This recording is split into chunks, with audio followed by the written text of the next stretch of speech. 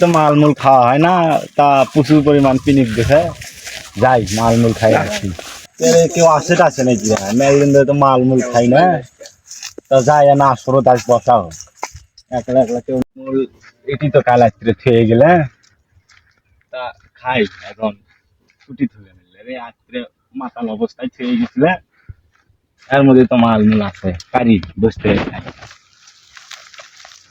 কেউ জানাবার না দেখে। মাল কেটা আছে আশপাশে তো কেউ নাই, দেখি তো কাগজ দেখা যায় না এই ভরা বিকালে।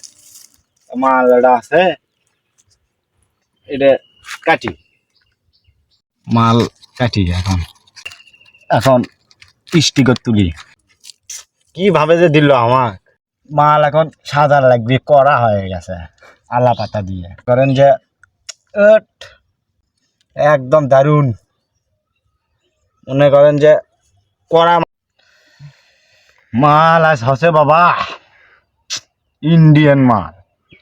না কেউ আশপাশে আছে নাকি দেখি আগে, দেখলে সমস্যা বাড়িতে কয় দিই। তা মেলদিন ধরে খাই না, এক সপ্তাহ ধরে আজ যেন কড়া মারলে হচ্ছে আজ বসামো।